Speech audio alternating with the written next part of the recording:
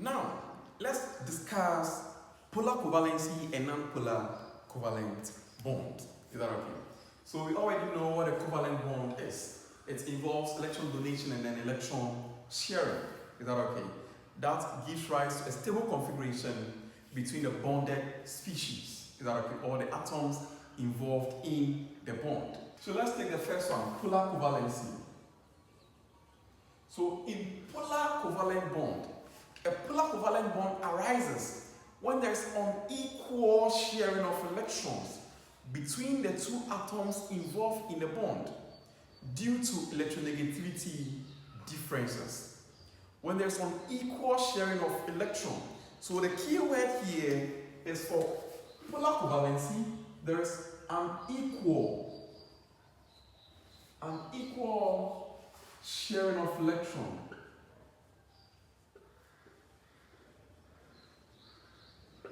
And this is due to what?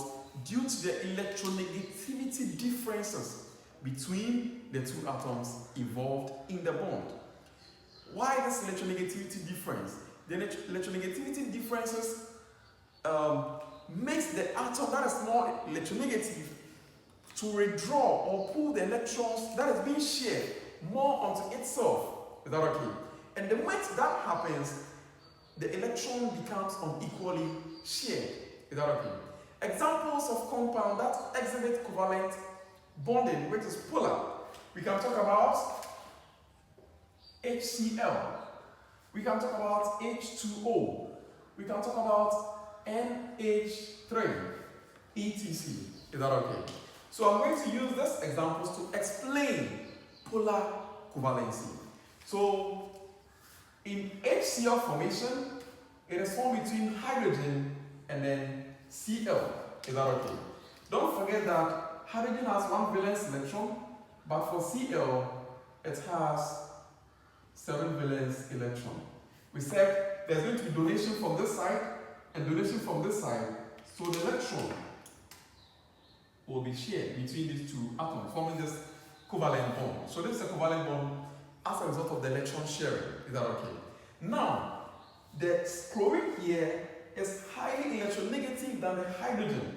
So these two electrons that is seen to be shared between these two atoms will tend to move more towards the chlorine side due to the high electronegativity of the Cl. Is that okay? And once that happens, the chlorine tends to be more rich in the shared pair of electrons. And we indicate that with a partial negative charge to indicate that the chlorine is electron rich, that it is pulling the electrons more onto itself. Is that okay? And then when that happens, the hydrogen becomes deficient in this electron pair sharing. So it's indicated also with a partial positive charge. Don't forget that in ion formation, anytime there is a negative charge on an atom, it becomes an ion, and that ion means that it has gained an electron. And when there's a positive charge, it means that it has lost or it has lost an electron. Is that okay?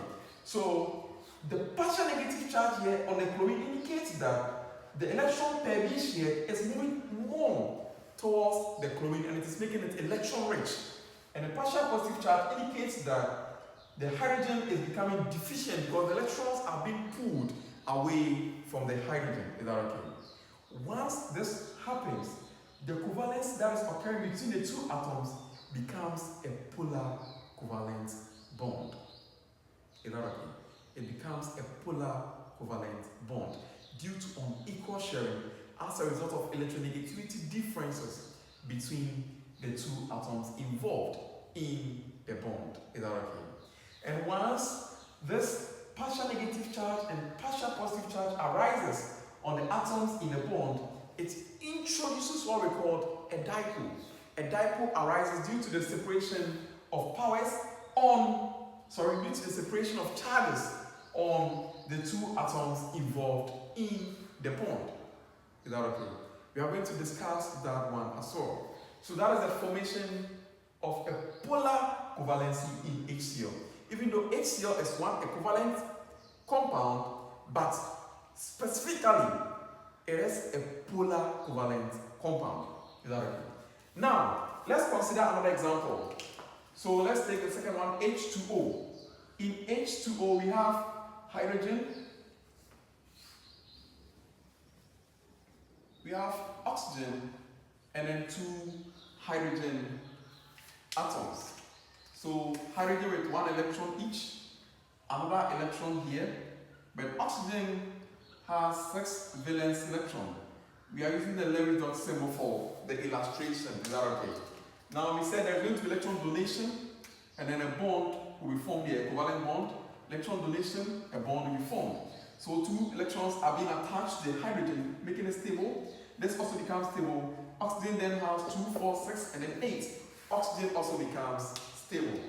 Now, again, the electron pair that is shared between these 2 hydrogen becomes unequal. Why? Due to the electronegativity differences between the oxygen atom and then the hydrogen atom. And once that happens, the electron pair being shared tends to move more, or is being attracted towards the oxygen atoms more than the hydrogen atom. And the moment the oxygen atom the electrons becomes more attracted, or is being pulled more to the oxygen atom, it becomes electron rich in that electron pair. So we indicate that with a partial negative charge. And this one, where the electrons have been withdrawn more from it, becomes partially positive. Between this and this is more electronegative, so this electron pair will tend to move towards the oxygen, becoming partial negative, and this one becomes partial positive. Is that okay? So this introduces polarity in this covalent bond.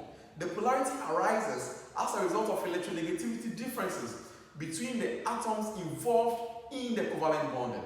Is that okay? So this is polar covalency in H2O as well. So there is one covalent bond here, another covalent bond here. But there is a polar covalent bond taking place here, and there is also another polar covalent bond taking place here as well. Is that okay? Yes.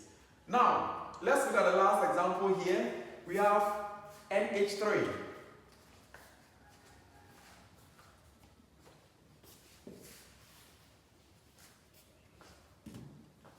So in NH3, we have 1 atom of nitrogen, and then we have 3, let me do it very simple, 3 atoms of hydrogen.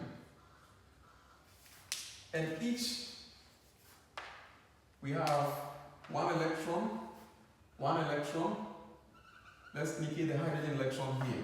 And nitrogen has 5 valence electrons. So 1, 2, 3, 4, and then 5. Is that okay? So in order for stability to take place, there's going to be donation. So electron will be shared. So we have 1 electron pair shared, another one donation, and then sharing. So that the hydrogen becomes stable. This hydrogen becomes stable, this becomes stable. The nitrogen then has 2, 4, 6, and then 8, which is also stable. Is that okay?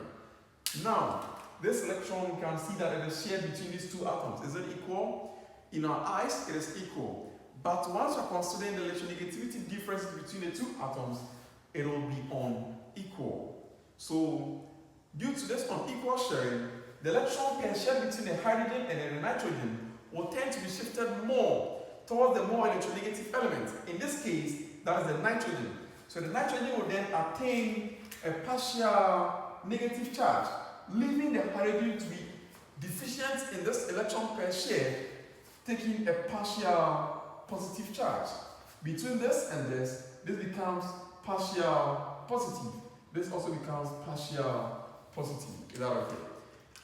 So, even though there's a covalent bond here, a covalent bond here, a covalent bond here, but this covalent bond between this nitrogen and hydrogen is specifically a polar covalency, which arises due to an equal sharing of electron based on electronegativity differences between the 2 atoms involved in a bond.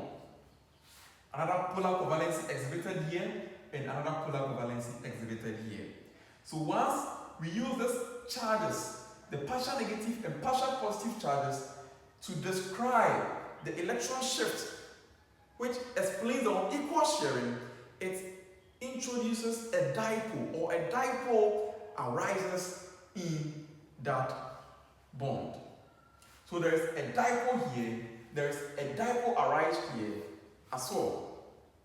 We will discuss that part in the intermolecular bonding as well. So this is all about polar covalent bonding. In polar covalent bonding, it is a type of covalent bond where there is unequal sharing of electrons, even after the electrons have been donated. And this unequal sharing of electrons arises due to the electronegativity differences between the two atoms involved in the bond.